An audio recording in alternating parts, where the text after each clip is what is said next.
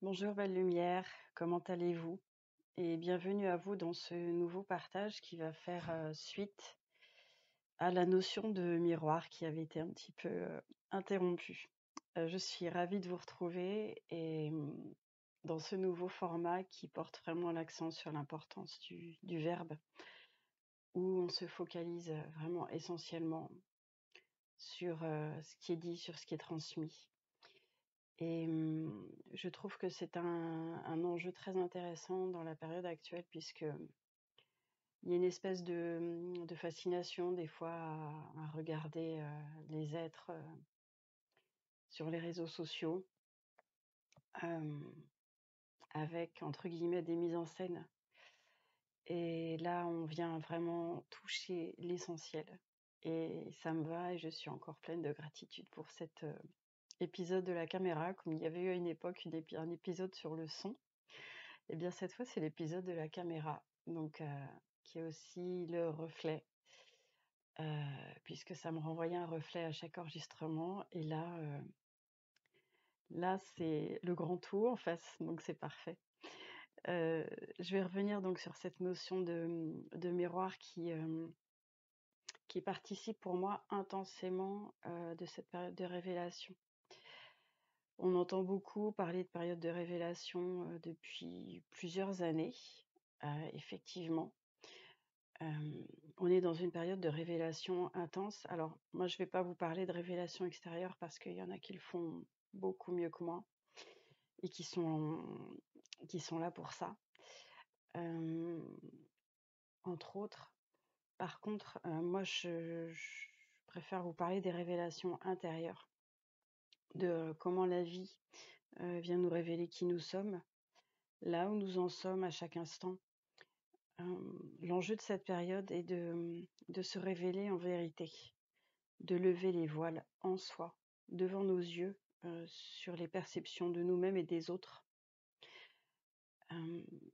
La vie vient nous révéler vraiment ce qui en nous rapproche et nous éloigne du divin à travers nos perceptions. Donc ce qui nous en rapproche, c'est ce qui nous conduit à notre nature supérieure, ça avait déjà été évoqué, et ce qui nous en éloigne, c'est ce qui nous rapproche de notre nature inférieure. Donc à travers nos façons, nos filtres pour voir les autres et nous-mêmes.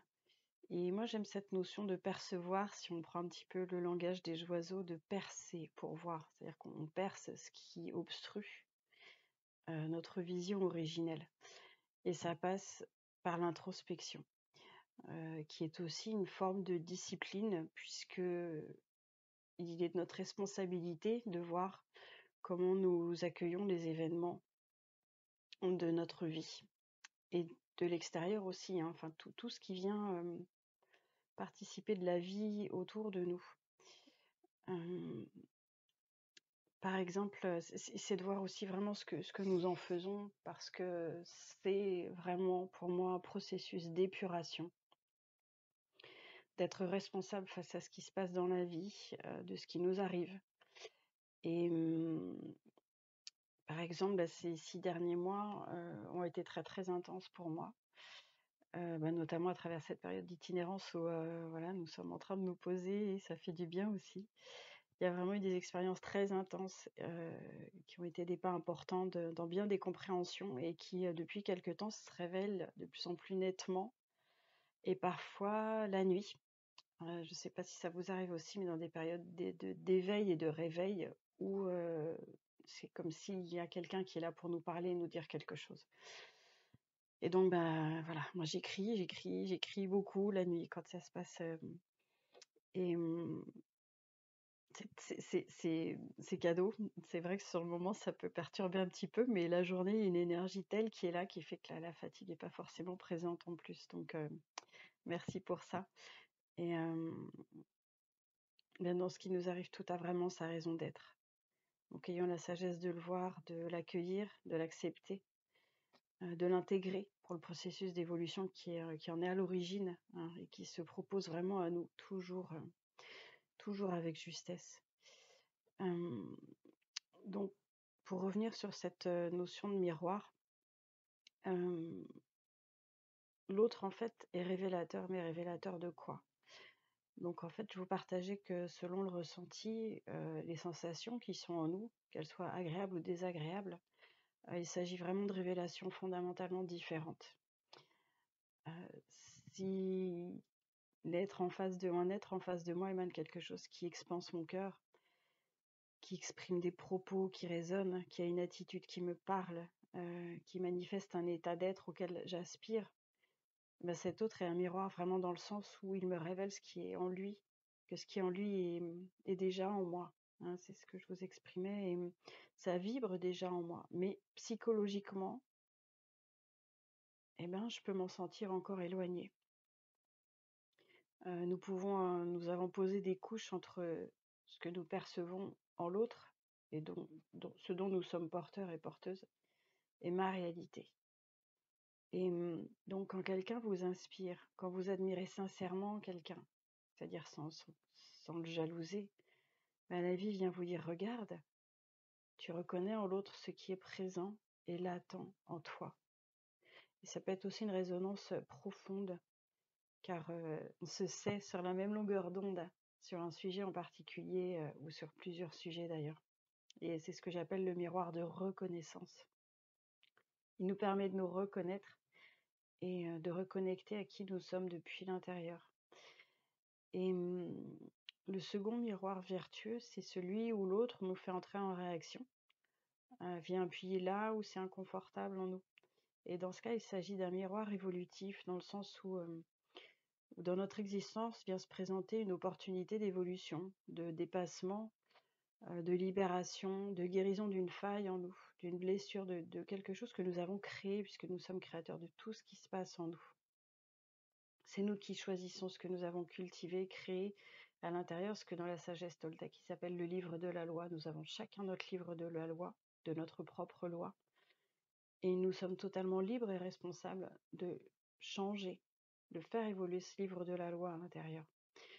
Donc, quand effectivement le doigt est mis sur des failles en nous qui nous éloignent du divin, de l'amour pur, eh bien, c'est là où on peut se poser, se demander en introspection ce qu'on en fait. Par exemple, si le comportement de quelqu'un ou une situation nous dérange profondément, bah, ça vient nous révéler quelque chose en nous. Et là, ici, la notion de miroir ne vient pas dire que nous sommes à l'identique de celui ou celle dont l'attitude nous perturbe. Non, ça vient mettre en évidence nos marges de progrès, là où nous continuons à nourrir la peur ou la souffrance en nous. Et nous sommes vraiment invités à choisir entre entretenir et ancrer ces peurs, ces souffrances, ou reconnaître que leurs racines appartiennent au passé, que ces fonctionnements-là sont obsolètes et n'ont plus lieu d'être nourris, en fait, dans l'instant et à l'avenir. Par exemple, quand ces situations-là se présentent, enfin quand on ressent en soi qu'il y a quelque chose qui n'est pas aligné en nous, qui vient vibrer quelque chose de discordant, eh bien on peut accueillir cette racine de souffrance en soi que nous avons donc créée et on est invité à la transmuter, à lui redonner sa vibration originelle d'amour, de paix, de joie. Et ce faisant, nous œuvrons non seulement pour nous, mais pour le plus grand bien de tous. Tout ce que nous déblayons en nous, eh bien ça bénéficie au collectif, parce que ça nous fait évoluer nous. Donc nous évoluons dans notre attitude avec les autres, et ce faisant, c'est systémique en fait, c'est comme dans un système solaire, quand quelque chose bouge, tout bouge autour. Voilà, il s'agit de la même chose. Donc c'est assez motivant pour aller déblayer et faire le ménage en soi, parce que c'est pas seulement pour soi qu'on le fait, c'est pour le collectif. Et quand on fait cette épuration en soi, on peut très bien, par exemple, et un petit clin d'œil, il y a une personne qui m'a partagé cette pratique, c'est d'accueillir en nous, par exemple, de la tristesse, de la colère, vraiment l'émotion qui est présente, et de l'envoyer à l'univers, de la confier à l'univers, à Dieu, voilà, ce qui vous convient, à l'intelligence cosmique, et de lui dire, voilà, Là, moi, j'ai compris la leçon, je n'ai plus besoin là de cette émotion, donc je te la renvoie. Et voilà, l'univers, enfin l'intelligence cosmique est libre d'envoyer cette émotion, cette ressource qui sera nécessaire à quelqu'un pour l'expérimenter, peut-être pour sortir d'une situation, peut-être pour aller en vivre une. Vous voyez, c'est tout circule. Donc, on peut invoquer effectivement l'intervention divine dans ce processus de libération, avec foi et puissance, vraiment. Depuis notre intime, la source de vie en nous. Et nous pouvons remercier ces racines aussi, leur demander pardon de les avoir nourries pour continuer à souffrir. Et se pardonner à soi de ne pas avoir vu, pas agi, et de se réjouir de cette libération. Et on peut aussi remercier l'être qui a joué ce rôle de miroir révélateur de nos profondeurs auprès de nous. Vous voyez qu'en fait, pour moi, la notion de miroir, de ce qui m'a été offert vraiment de connecter, est purement vertueuse, pardon, et aucunement stigmatisante, culpabilisante ou accusatrice. Ça fait plutôt, pour moi, nourrir la dualité, alors que nous nous incarnons pour quoi? Nous nous incarnons pour nous réunifier à l'intérieur et nous réunir tous ensemble à l'extérieur. Donc, cette notion de miroir, elle est à mon sens vraiment au service de l'amour. Et l'étape suivante, ça va être de voir à travers ce miroir, au-delà de l'apparence, du rôle incarné. Et bon, ça fera plus tard l'objet d'un partage sur la notion de l'unité. Donc dans cette période vraiment de révélation, on peut aussi parfois ressentir en soi, euh, et je pense notamment à l'actualité, parfois peut-être des émotions assez virulentes ou une incompréhension ou un sentiment d'injustice. C'est volontaire, c'est fait pour nous faire tomber dans des basses fréquences quand on est déjà conscient de certaines choses. C'est fait aussi pour qu'un certain nombre se réveille au maximum, ouvre les yeux sur ce fonctionnement, sur cette matrice qui fait croire, par ceux qui l'ont créée, aux êtres humains qui sont dépendants d'elle. Je pense beaucoup à tout ce qui a été en contact avec le système occidental, parce que c'est vraiment pas le cas pour tout le monde. Mais là, par exemple, si on parle du contexte actuel où il y a cette question de retraite, ben, ça veut dire que beaucoup d'humains estiment qu'ils sont dépendants du système pour beaucoup de choses, dont le moment où ils s'arrêteront de travailler. Or, quand on est libre à l'intérieur, souverain, ce système perd le contrôle. Pourquoi? Parce qu'on est libre de le quitter. Et c'est là qu'il se flétrit, en fait, qu'il perd de sa substance. C'est parce que chacune qui le nourrit lui donne de la substance. C'est comme un ballon, en fait. Si on gonflait un ballon, mais si au fur et à mesure la source d'air sort du ballon, le ballon il s'aplatit et ce système-là n'existera plus. Tout est fait en fait pour nous faire croire que nous sommes dépendants de ce système. Est-ce que vous ressentez bien la notion de liberté et de souveraineté qui ont été complètement entravées? Voilà pourquoi ils ne veulent pas qu'on pense par nous-mêmes. Voilà pourquoi ils ne veulent pas qu'on se retrouve libre à l'intérieur, libre de penser, libre d'être, libre de créer du collectif, on se sent libre de créer du lien, libre de créer quelque chose de complètement vertueux, libre. Alors effectivement, ça peut venir heurter nos valeurs. Est-il vraiment besoin de se tenir au courant de tout ce qui se passe? C'est quelque chose qui avait déjà été aussi évoqué dans cet espace il y a un certain nombre de mois. Là aussi, c'est à nous de prendre notre responsabilité. J'entends vraiment que c'est une illusion de croire que nous sommes dépendants du système. Alors certes, ça peut sembler plus facile à dire qu'à faire, Mais gardons à l'esprit que tout est possible et que nous sommes soutenus dans ce processus. Que les rencontres se font, les connexions se font, nous sommes envoyés aussi exactement là où c'est bon et juste pour nous. Donc gardons vraiment la confiance. L'énergie de la colère est saine quand elle sert à poser une limite. Attention à l'énergie de colère qui est délétère, tout comme ce système. Il n'y a pas d'incitation à l'insurrection de ma part ou quoi que ce soit, c'est simplement de regarder, voilà, de se poser dans l'instant en fait, et d'avoir un regard, j'entends éclairé, lucide et du recul sur la situation. Prendre de la hauteur, vraiment prendre de la hauteur parce que tout est fait pour que ça explose. Imaginez si personne n'avait réagi par exemple à cette réforme.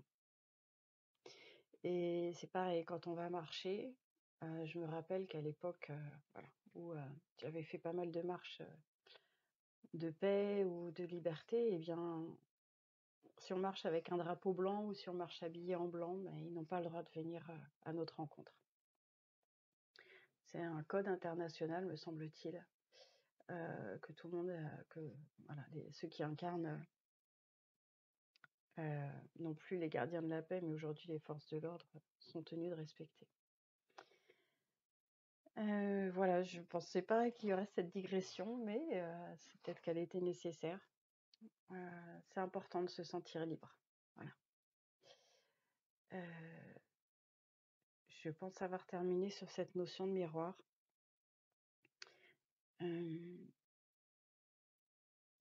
Soyez en paix, allez en paix. Vraiment, plus on avance conscient avec cette introspection régulière par rapport à ce qui nous arrive, plus on va vers l'harmonie et la paix à l'intérieur. Je pense qu'il y aura peut-être un partage aussi au sujet de l'harmonie. Il y aura l'unité. Voilà, je suis posée maintenant, donc je reviens vraiment vers vous avec grand, grand bonheur. Et de tout mon cœur, vraiment, je prie pour que nous puissions reconnecter à la paix à l'intérieur, à l'unité, en conscience les uns avec les autres, qu'un maximum de frères et sœurs se réveillent à eux-mêmes. C'est pas toujours simple, c'est pas toujours confortable, mais ça fait partie du chemin. Regardons notre volonté à l'intérieur, où elle nous emmène, ce que nous souhaitons vraiment. Et c'est important de garder toujours ça à l'esprit. Et un peu comme un point de mire en face. Quand on garde les yeux fixés sur l'objectif, je crois que c'est Henry Ford qui disait ça. Quand on garde les yeux fixés sur l'objectif, on ne voit pas les obstacles. Et quand on regarde les obstacles, on perd de vue l'objectif. Donc il s'agit d'avoir aussi les deux à l'esprit. Mais voilà, les oiseaux, ils ont leur objectif, ils savent où ils vont. Donc gardez à l'esprit, en fonction de chacun, chacune, votre objectif, votre perspective, sachant que ça peut évoluer. Mais c'est important de garder à l'esprit où vous avez envie d'aller, d'arriver. Et d'accueillir sur le chemin ce qui vous y emmène, que ça soit confortable ou non. Tout a sa raison d'être.